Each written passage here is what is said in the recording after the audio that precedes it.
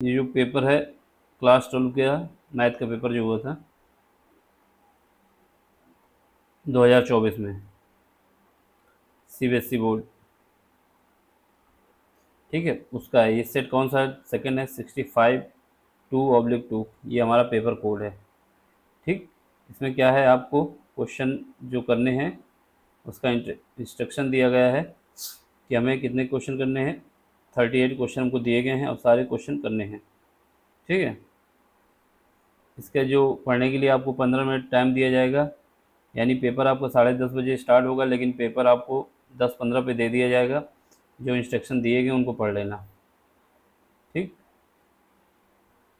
तो इनको पढ़ने में एक बता ही देते हैं थोड़ा बहुत, जिससे आपको आइडिया रहे क्या करना है। जैसे 1 से लेके 20 तक क्वेश्चन, 1 से लेकर 18 तक क्वेश्चन आपके क्या है, एमसीक्यू बेस हैं, जिसमें 19 और 20 वाला जो क्वेश्चन है आपका, ये असर्शन और रीजन पे है। ठीक है, इसका 21 से 25 जो क्वेश्चन है वो 2 मार्क्स के हैं। फिर 26 से 31 तक 3 मार्क्स के क्वेश्चन है। ये खंड सी है। ये खंड डी में 32 से 35, ये 5 मार्क्स के हैं। इसका लास्ट खंड है ई आपका, जो उसमें आपको केस स्टडी बेस्ड क्वेश्चन दिए जाएंगे। 4 क्वेश्चन होंगे, सॉरी 3 क्वेश्चन होंगे 4 नंबर के। तो ये आपका एक ओवरऑल व्यू था। जो हमें करना है क्या है, अब देखो यहाँ पे। ठीक, सेक्शन आपके कितने हैं, 5 ए से लेके ई तक, और हमने सारी कंडीशन बता दी क्या है। अब हमारे पास जैसे पहला क्वेश्चन है, याद रखना जो सेक्शन ए के क्वेश्चन है वो हमारे 1 से लेके 20 तक हैं, जिसमें 1 से 18 तक एमसीक्यू बेस है। सारे क्वेश्चन एक एक नंबर के हैं। ठीक है, अब इसमें देखो पहला क्वेश्चन हमारा क्या है, the number of solution of differential equation. इस डिफरेंशियल इक्वेशन का कितने नंबर ऑफ सोल्यूशन होंगे। ठीक है, तो इसको हम सॉल्व कर लेते हैं। यहाँ पे जो हमें गिवन है उसके हिसाब से हम सॉल्व कर लेते हैं। क्या गिवन है, dy/dx। अब यहाँ पे y को हम उस तरफ भेज देंगे तो 1 + y हो जाएगा। फिर उसको फर्दर आगे करेंगे तो dy, क्या करेंगे, ये वाले पार्ट को डिवाइड कर देंगे, 1 + y वाला पार्ट एक तरफ और x वाला एक तरफ। x का कोई नहीं है तो ये 1 हो जाएगा। अब क्या करेंगे, इंटीग्रेशन ले लेंगे। ठीक है, इंटीग्रेशन लेंगे तो क्या आ जाएगा, यह हमारा आ जाएगा log 1 + y, और ये आ जाएगा x + c।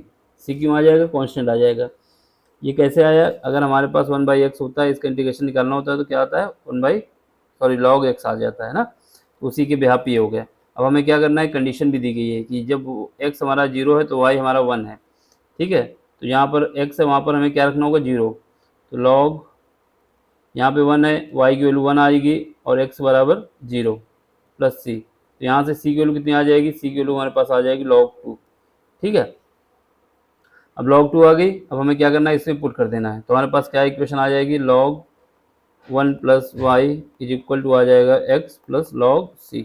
log c की जगह 2। तो यहाँ से इसको इधर भेज देंगे, तो यहाँ पर हमारे पास log 1 + y - log 2 = x आ जाएगा। अब हमारे पास प्रॉपर्टी होती है log की, क्या होती है, log m - log n। क्या होता है, ये हमारा होता है log m/n। इसका यूज करेंगे तो ये हो जाएगा हमारा 1 + y / 2 डिवाइड बाई क्या हो जाएगा, 2 हो जाएगा।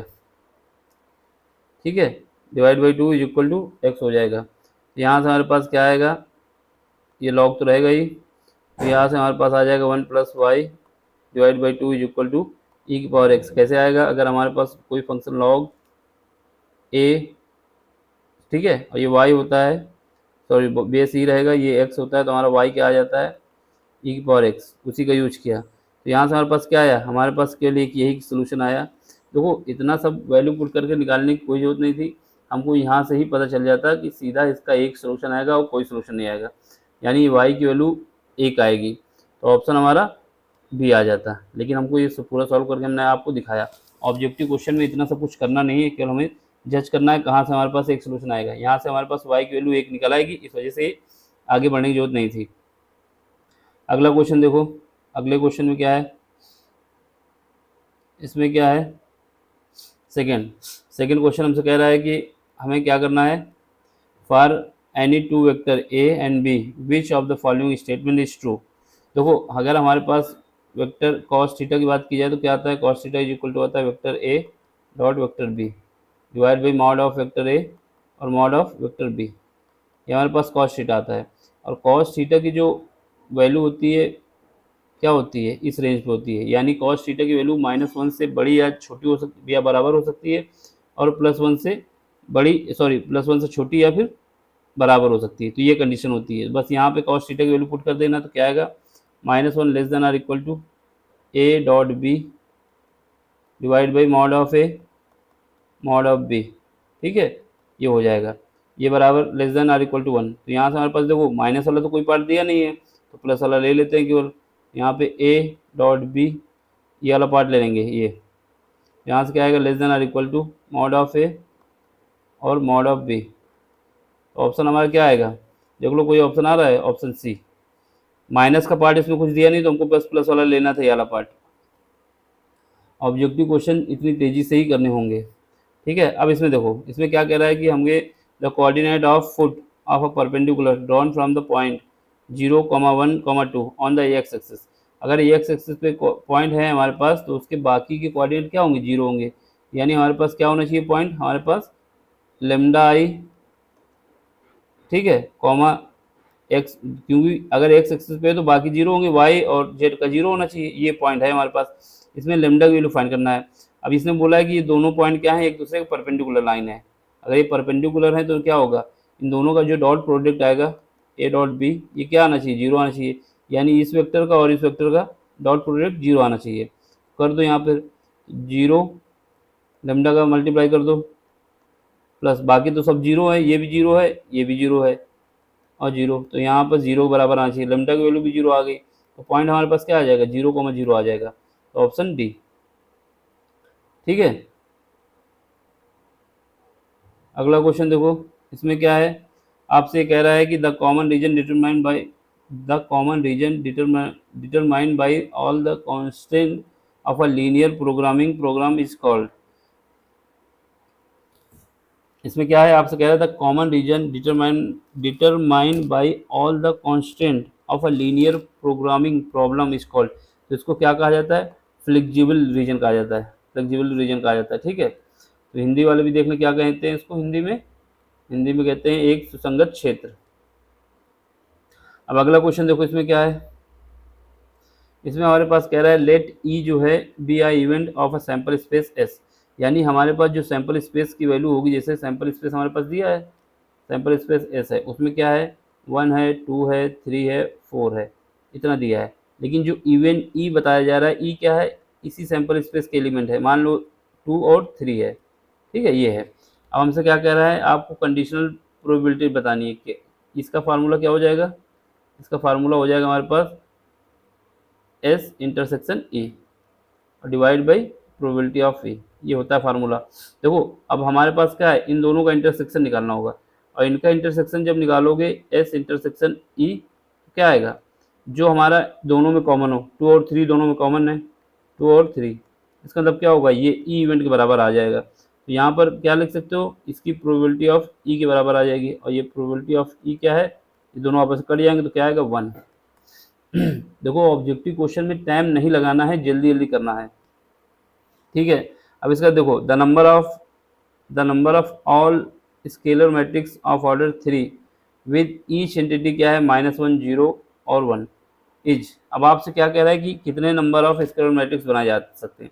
देखो स्केलर मैट्रिक्स की क्वालिटी क्या होती है, स्केलर मैट्रिक्स अगर हमारे पास कोई मैट्रिक्स है, तो क्या होना चाहिए, उसके सारे एलिमेंट तो 0 होने चाहिए, लेकिन मेन डायगोनल एलिमेंट 0 नहीं होना चाहिए। यानी ये के हो सकता है, बाकी 0, ये 0 हो सकता है, ये के होगा, ये 0 होगा, ये 0 होगा, ये क्या होगा। यानी मेन डायगोनल एलिमेंट को छोड़ दिया जाए तो बाकी एलिमेंट हमारे 0 होने चाहिए। ये हमारे स्केलर मैट्रिक्स की क्वालिटी होती है। और दूसरी बात, सारे एलिमेंट सेम भी होने चाहिए मेन डायगोनल एलिमेंट के, समझ गए। तो हमारे पास क्या आएगा, अगर कोई हमारा स्केलर मैट्रिक्स है तो उसके मेन डायगोनल एलिमेंट के सेम होने चाहिए और बाकी एलिमेंट 0 होने चाहिए। दूसरी बात, अगर यूनिटी मैट्रिक्स होता तो इसको 1 होना चाहिए था। ठीक है, तो हमसे कह रहा है कि आपको ये -1, 0 और 1 दिया जा रहा है, तो आप इससे कितने स्केलर मैट्रिक्स बना सकते हैं।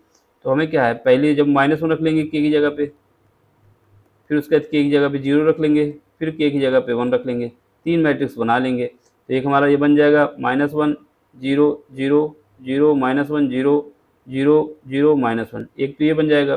दूसरा क्या बन जाएगा, दूसरा हमारा बन जाएगा क्या, यहाँ पर 0 0 0 0 0 0 0 0 0।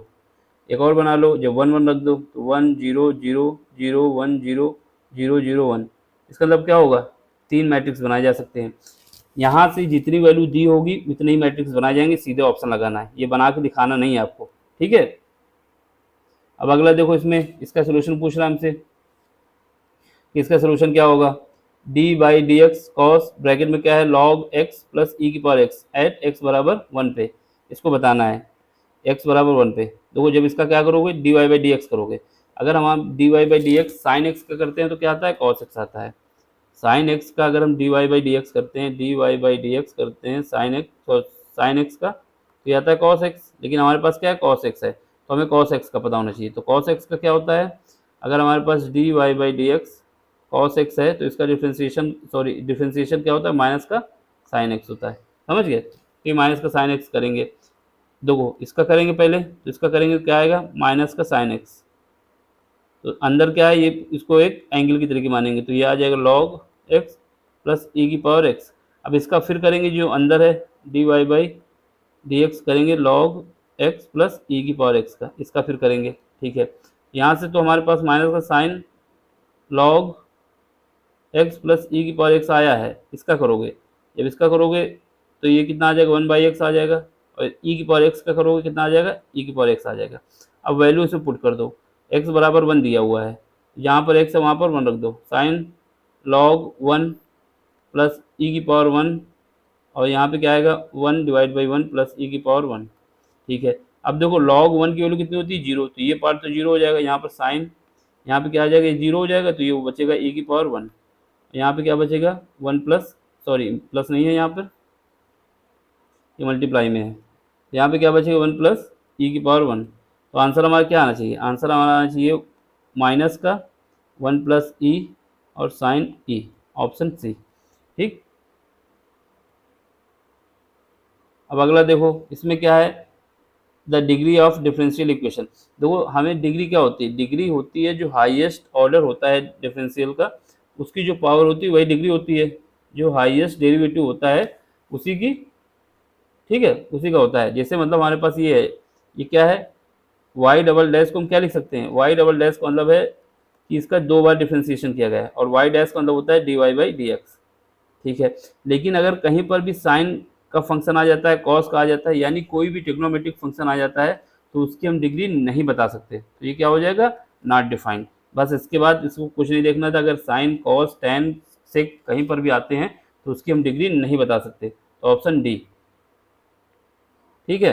अब अगला क्वेश्चन देखो,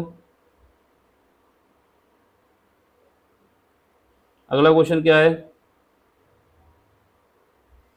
the unit vector perpendicular to the both vector, एक वेक्टर ये है, ठीक है, और एक वेक्टर ये है। अब हमें इनका परपेंडिकुलर वेक्टर बताना है, यूनिट वेक्टर, तो हमें क्या करना होगा, सबसे पहले अगर हमें किसी का यूनिट वेक्टर बताना होता है इन दोनों का परपेंडिकुलर, तो क्या निकालना होगा, ए क्रॉस बी निकालना होगा, फिर उसके बाद इनका मॉड ले लेना होगा, ए क्रॉस बी का मॉड, ए क्रॉस बी का मॉड। तो हमें ये काम करना होगा,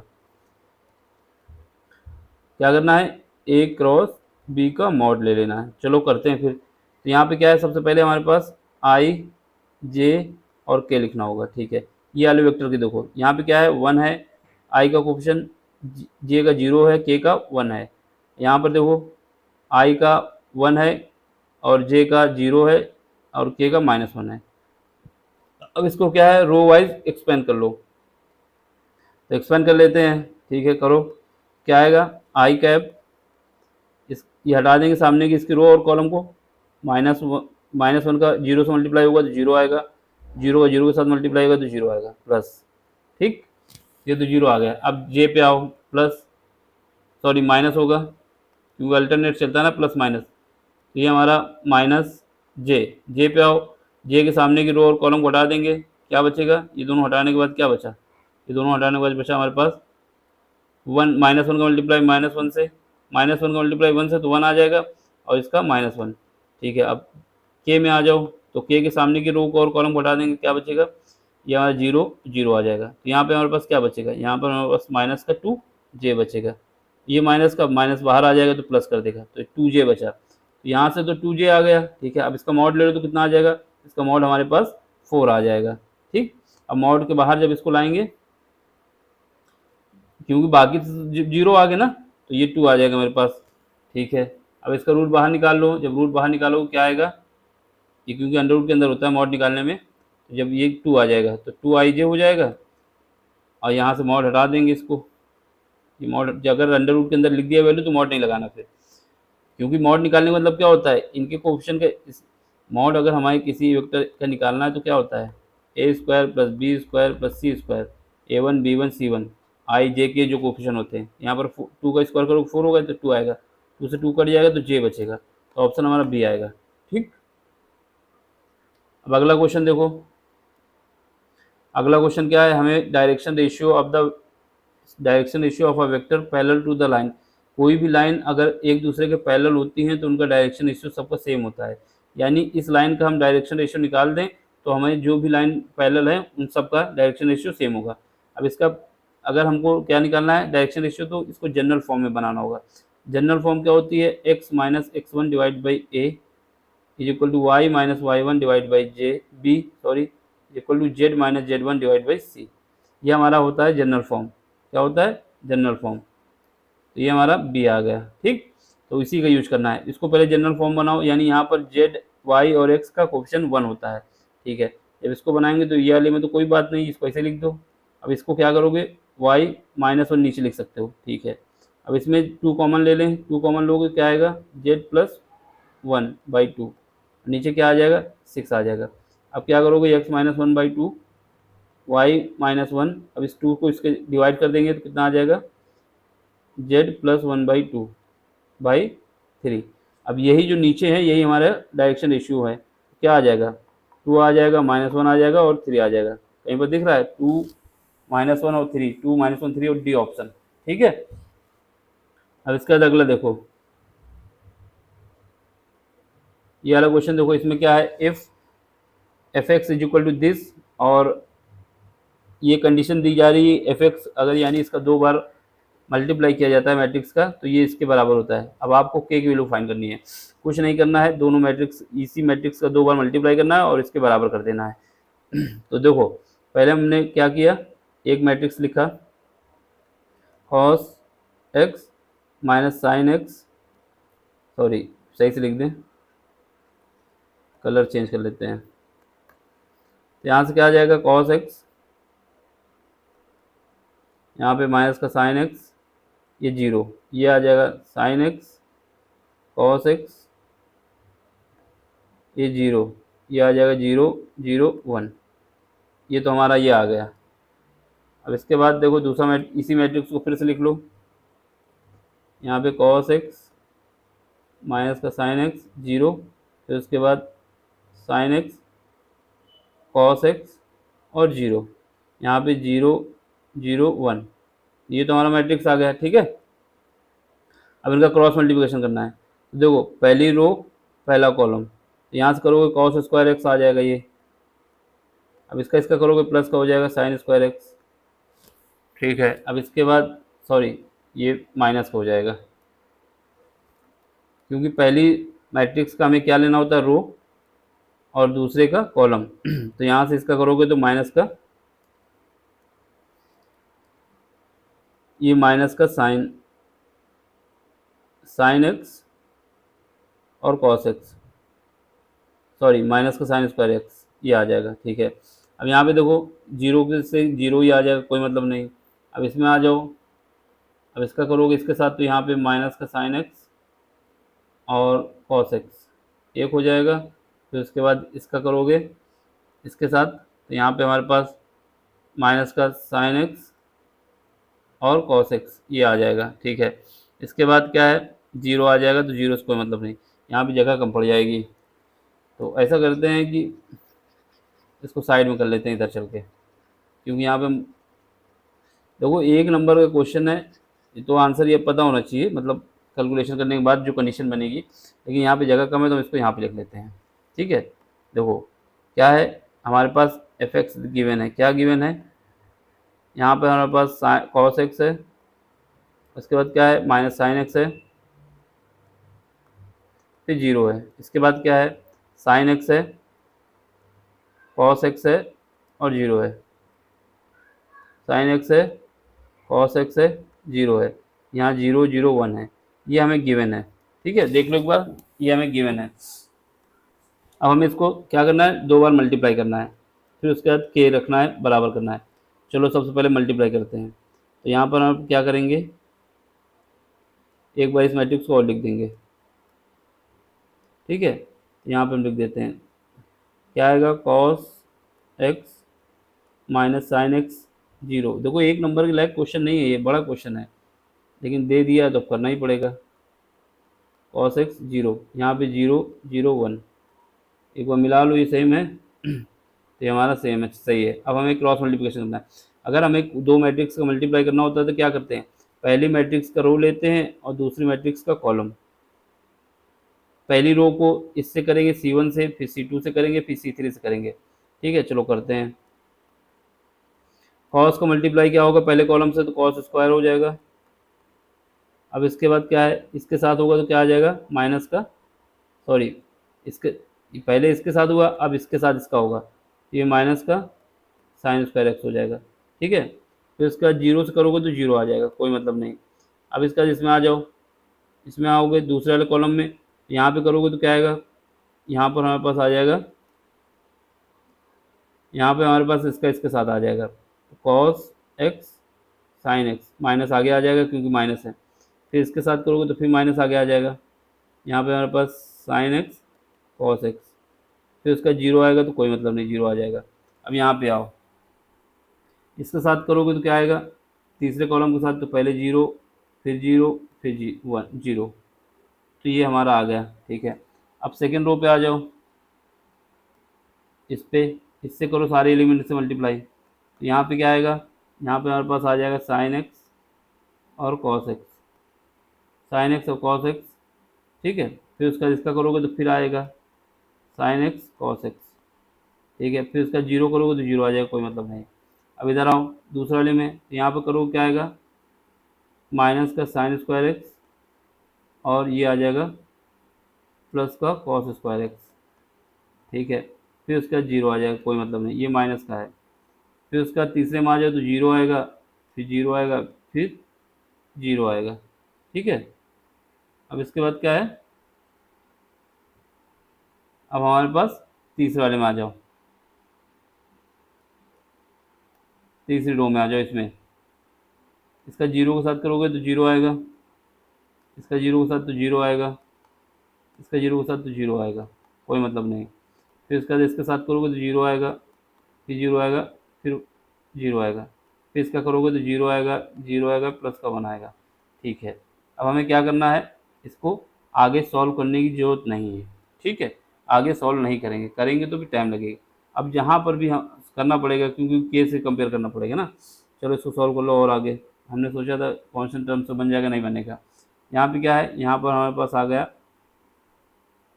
cos square x minus sine square x, इससे कोई मतलब नहीं। यहाँ पे देखो, यहाँ माइनस कॉमन ले लोगे क्या आएगा, माइनस कॉमन ले लेंगे तो साइन क्या आ जाएगा, साइन यहाँ पे एक्स है ना, साइन टू एक्स, सॉरी ये हमारा, हाँ साइन टू एक्स का फॉर्म बनेगा, लेकिन कैसे बनेगा इसको देखो, यहाँ पे कॉस है, कॉस भी साइन है, साइन भी बन रहा है ना, तो ये हमारा टू हो जाएगा, टू हो जाएगा और ये साइन टू एक्स का बन जाएगा फॉर्म।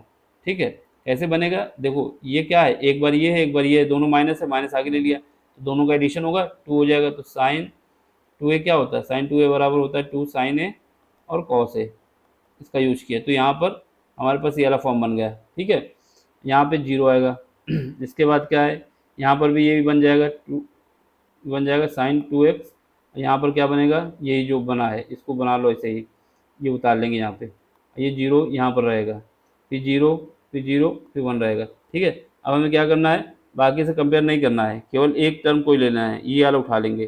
ठीक, अब यहाँ पर क्या है, यहाँ पर हमको जहाँ एक्स है वहाँ के रख दो, तो इसको क्या हो जाएगा, एफ के एक्स क्या हो जाएगा, एफ के एक्स हमारा हो जाएगा देखो यहाँ पे क्या रखना है, के, यहाँ पर एक्स है, ये कॉस के एक्स हो जाएगा, माइनस का साइन के एक्स हो जाएगा, ये जीरो हो जाएगा, फिर यहाँ पर साइन के एक्स हो जाएगा, फिर कॉस के एक्स हो जाएगा, जीरो हो जाएगा, जीरो जीरो वन। अब हमें ये वाला टर्म दोनों से कंपेयर कर देना है। जब कंपेयर करोगे तो यहाँ से क्या आ जाएगा, यहाँ से हमारे पास के की वैल्यू आ जाएगी 2 आ जाएगी। देखो ये सब आपको पूरा नहीं करना था, ये सब आपको पूरा नहीं करना था, ये हमने आपको बताया कि ऐसे होगा। हमें क्या करना था, हमें केवल ये वाले टर्म को मल्टीप्लाई करना था, ठीक है, या तो ये टर्म को मल्टीप्लाई करना था। इसमें बन जाता हमारे पास sin 2a का फॉर्म। बस हमें क्या करना था, इस पर के की वैल्यू रख के निकाल देना था, के बराबर हमारा 2 आ जाता, ऑप्शन बी। अब इसके बाद देखो इसमें क्या है, if the line make an angle 30 degree with positive x axis और 120 degree with y axis then angle z axis. देखो हमारे पास क्या होता है, एक फार्मूला होता है, l square plus m square plus n square बराबर क्या आता है, 1 आता है, ठीक है। यहाँ से एल क्या होता है, एल हमारा कॉस स्क्वायर अल्फा होता है, बी एम क्या होता है, कॉस स्क्वायर बीटा होता है, और जेड क्या होता है, सॉरी एन क्या होता है, कॉस स्क्वायर गामा होता है। ये गामा है, ये जेड एक्सेस पे, बीटा वाई एक्सेस पे, एक्स अल्फा एक्स एक्सेस पे। अब इसकी वैल्यू दी है, कितना है, 1/√3। कॉस 30 की वैल्यू कितनी होती है, √3, इसका स्क्वायर है तो कितना आएगा, 3/4 आएगा। इसकी वैल्यू कितनी दी है, 120, ये -1/2 होता है, स्क्वायर है तो 1/4 आ जाएगा। अब यहाँ पे इसकी वैल्यू हमें चाहिए, गामा की = 1, इसको ऐड करोगे 1 आ जाएगा। यहाँ पर कॉस स्क्वायर गामा = 1, यहाँ से 1 कट जाएगा, और अगर कॉस स्क्वायर गामा 0 आ गया तो 0 किसकी वैल्यू होती है, cos 90 की वैल्यू, ऑप्शन ए। अब अगला क्वेश्चन देखो, इसमें कह रहा है if the sum of all element of 3 of a, मतलब if the sum of all element of a 3x3 scalar matrix है is 9, then find the product of element. देखो स्केलर मैट्रिक्स क्या होती है, स्केलर मैट्रिक्स के जो element होते हैं, ये मान लो ए है, बाकी जीरो, ये जीरो, ये ए, जीरो जीरो जीरो ए। स्केलर मैट्रिक्स के मेन डायगोनल एलिमेंट केवल कुछ होगा, बाकी सब जीरो होंगे। अब इससे कह रहा है इन सब का प्रोडक्ट करना है, ए का मल्टीप्लाई जीरो से, फिर उसका जीरो से, फिर जीरो से। अब किसी का भी जीरो से करो तो प्रोडक्ट क्या आएगा, जीरो आएगा। अगला क्वेश्चन इसमें क्या है, ठीक है, इसमें जो है हमारा ये वाली कंडीशन सेटिस्फाई नहीं हो पाएगी, ऑप्शन बी। अब इसमें देख लो, इसमें हमारे पास जब इसको सॉल्व करेंगे, इससे क्या करोगे, सबसे पहले पहले वाली रो से, पहले वाले कॉलम से ए कॉमन ले लो तो ए कॉमन आ जाएगा, दूसरे वाले से बी कॉमन ले लो, बी कॉमन आ जाएगा, तीसरे वाले से सी ले लो, सी कॉमन आ जाएगा। अंदर क्या बचेगा, -1 1 1, यहाँ क्या बचेगा 1, ये 1 बचेगा, कि -1, ये 1 बचेगा, ये हमारा 1 बचेगा, ये -1 बचेगा। अब इनको क्या करो, ऐड कर दो, C1 + C2, C1 पे करना है हमें ऑपरेशन, तो C1 पे कर रहे हैं। यहाँ से क्या आएगा, ABC, जब इसको ऐड करेंगे तो कितना आ जाएगा, 0 आ जाएगा, फिर उसके बाद ये हमारा 0 आ जाएगा, ये फिर 2 आ जाएगा। बाकी इसमें करोगे तो ये 1 -1 1, यहाँ पे 1 1 -1, ठीक है। अब इसका क्रॉस मल्टीप्लिकेशन कर लो, ठीक, क्रॉस मल्टीप्लिकेशन करोगे कितना आएगा, तो यहाँ से हमारे पास 2 तो पहले ही है, ये 2 आ जाएगा, सॉरी 1 आएगा, क्रॉस मल्टीप्लिकेशन करेंगे तो 1 आ जाएगा, फिर उसका दी माइनस प्लस हो जाएगा 1 बराबर 4 आ जाएगा, तो ये हमारा 4 आ जाएगा, ऑप्शन हमारा डी। अगला क्वेश्चन देखो, इसके लिए क्या है, सारी कंडीशन सेटिस्फाई करोगे, आपसे पूछा है कि किस बिंदु पे ये डिसकंटिन्यूअस है, तो किस बिंदु पे डिसकंटिन्यूअस है, तो हम बता देंगे केवल x बराबर 3 पे हमारा ये डिसकंटिन्यूअस है। इसका मतलब इसने पूछा है कितने पॉइंट पे, तो आप बताएंगे केवल एक पॉइंट पे हमारा ये फंक्शन डिसकंटिन्यूअस है। अब इसमें क्या है, इसमें हमारे पास क्या है, इसकी कंडीशन, इसको सॉल्व करोगे, f' निकालोगे तो क्या आएगा, 3x² -6x और प्लस का 12 आ जाएगा, बराबर 0 आ जाएगा। 3 से डिवाइड कर दोगे, x² प्लस 2 माइनस का 2x माइनस का 2x और प्लस का कितना आ जाएगा, 4 बराबर 0। यहाँ से करोगे x² माइनस का 2x प्लस 1 कर दो, प्लस का 3 कर दो, तो ये हमारा बन जाएगा क्या, x - 2 का x - 1 का होल स्क्वायर, x - 1 का होल स्क्वायर प्लस का 3। अब देखो ये पार्ट तो हमारा 0 कितना भी हो जाए, लेकिन ये तो बना रहेगा ना, ये पॉजिटिव रहेगा, यानी x की वैल्यू कुछ भी लें, x की वैल्यू कुछ भी लें, हमारा फंक्शन क्या होगा, इंक्रीज होगा, ऑप्शन बी। अब इसमें देखो, इसमें क्या कंडीशन सेटिस्फाई करनी है, इस वाले में इसमें हमें इंटीग्रेशन की प्रॉपर्टी का यूज करना है। ठीक है, कहाँ गया क्वेश्चन, ये रहा। इसमें क्या है, हमें ये बताना है किसके लिए सही होगा। अब इसका इंटीग्रेशन करो जरा, इसका इंटीग्रेशन करेंगे तो इसका जब इंटीग्रेशन करेंगे, टू तो कॉमन है, ई के पावर टू एक्स का टू आएगा, इसके बाद टू से डिवाइड हो जाएगा, तो ये तो कट जाएगा। ठीक है, फिर लिमिट क्या दी है, लिमिट हमारे पास 0 से 2 दी गई है, तो इसमें रखेंगे तो ई की पावर क्या आ जाएगा, ई की पावर हमारे पास आ जाएगा 2 इंटू 2। ठीक है, और इसका 0 रखेंगे। ठीक, तो हमारे पास क्या आएगा, ई की पावर 4 आ जाएगा। इसका मतलब क्या है, हमारे पास लिमिट क्या होनी चाहिए, एक तो 0 होनी चाहिए और ए की वैल्यू हमारे पास 4 होनी चाहिए। अगर ये दोनों बातें सही होंगी तो ए की वैल्यू 4 होनी चाहिए। अब इसमें असर्शन रीजन में है, देखो इसमें असर्शन रीजन में क्या है, हमसे पूछ रहा है कि अगर हमारे पास वेक्टर ए और वेक्टर बी है तो इनका डॉट प्रोडक्ट क्या बराबर होता है, ये बात बिल्कुल सही है, इनका डॉट प्रोडक्ट बराबर होता है। अब इसके बाद इनका क्रॉस मल्टीप्लिकेशन क्या बराबर होता है, ये बराबर नहीं होता, क्योंकि ये माइनस आ जाता है आगे, तो ये गलत हो गया। तो ऑप्शन हमारा क्या हो जाएगा, सी, क्योंकि सी में कहा गया है कि हमारे पास क्या है, असर्शन सही है लेकिन रीजन गलत है, तो ये सही हो जाएगा, यहाँ पर सी ऑप्शन आ जाएगा। इसमें देख लो, इसमें क्या है, आपसे कह रहा है for any symmetric matrix A B, B का मतलब ट्रांसपोज है यहाँ पर, बी डैश और ए और B is a skew symmetric matrix. बिल्कुल सही बात है, जब इनका क्रम चेंज करोगे तो ये हमारा हो जाएगा बी डैश और माइनस आ जाएगा, तो माइनस हम आगे ले लेते हैं, ये आ जाएगा बी और ए आ जाएगा। ठीक है, तो ये हमारा 1 हो जाएगा, ये माइनस का ए आ जाएगा। इसका मतलब ये है कि ये स्क्यू सिमेट्रिक मैट्रिक्स है, तो इसमें ऑप्शन हमारा ए आ जाएगा। ठीक है, ये ऑब्जेक्टिव क्वेश्चन थे, इनको ऐसे ही करना था। समझ में आया तो लाइक करना, शेयर करना और सब्सक्राइब भी करना। Thank you for watching.